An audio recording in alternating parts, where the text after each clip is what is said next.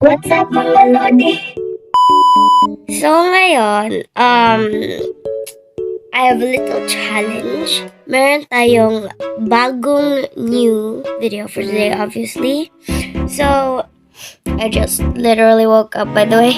So, isang araw, one day, I thought of making a challenging content that would be very challenging for me.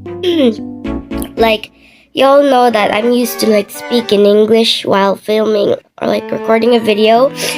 But today is going to be a little different because today hindi ako allowed mag-Tagalog.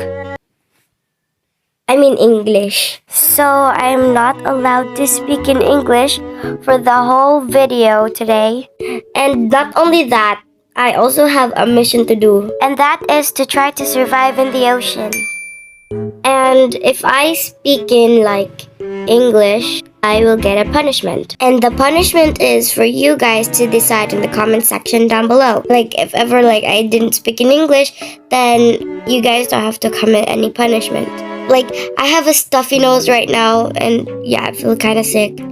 But anyways, let's get on to this video, shall we?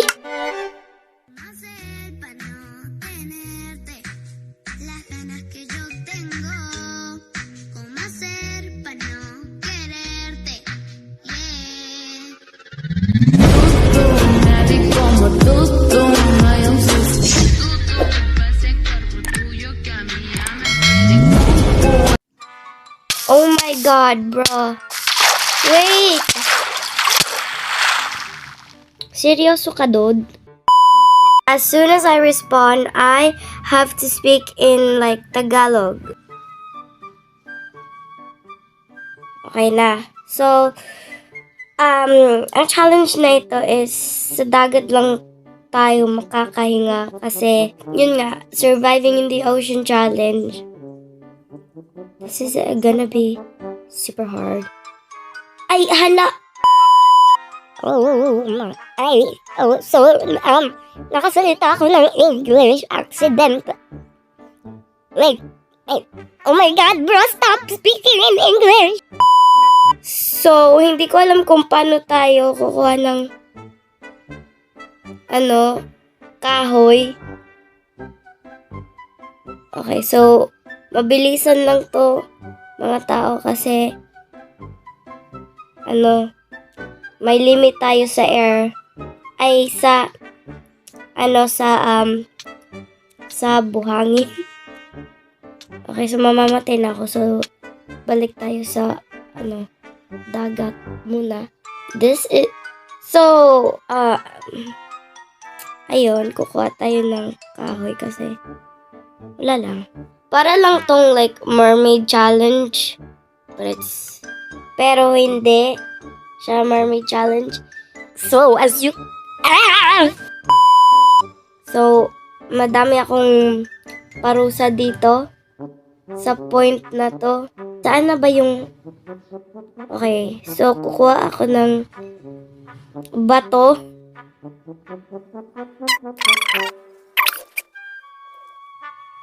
Oh, where is my cobblestone?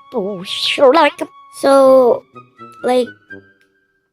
hindi na ako masyadong magsasalita sa vlog, sa video na ito kasi medyo madami na ako parusa. Mabuti at alam ko naman kung saan ako pupunta kasi meron lang din namang path patungo doon. Hawit ka lang. Kung bibitaw ng mahinahon ako pa'y Woo! Freaking heck! Shoot ka. At ito na naman si Jillian na babalik sa village kung saan siya ulit napatay kasi kasi noob siya. Di siya marunong. So, ayun na nga. Babalik na po tayo sa village.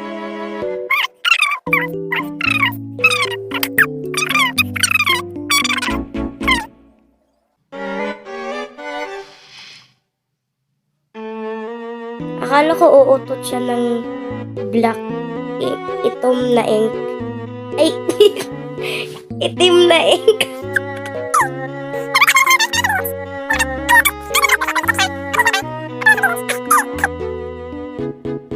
Kinukuha ko lang talaga ang lahat ng mga salita na nalaman ko sa Filipino subject namin. So, ayun, nagbabalik ako. Ano ba yung mga gamit ko?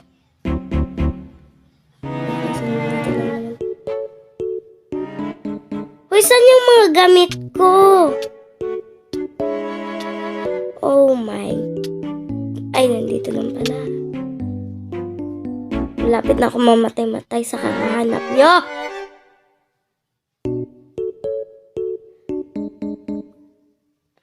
So as long as we're in the ocean, we like don't die.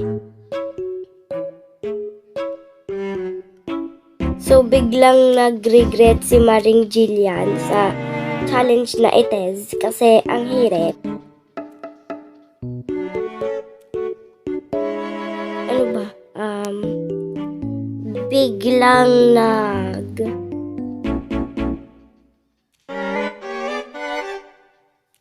basta yun. Okay, so kukuha tayo ng sand at ating batukan ulit ang ulo ni Iron Golem kasi wala lang. Saan ka na ba, Iron Golem?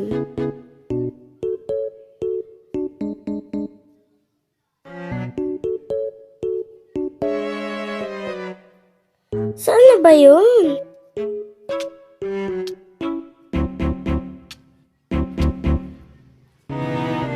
So, hindi madali tong challenge na to. Magpo-part 2 ata ako kasi ang hirap niya.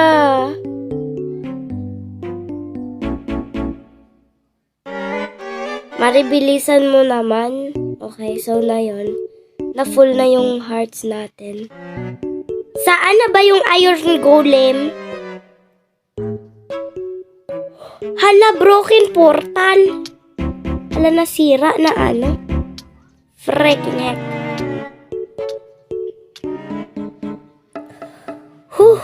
Oh, may nagsiswimming pala dito na ka. Sorry po. Ay, baka pala. Like a baka.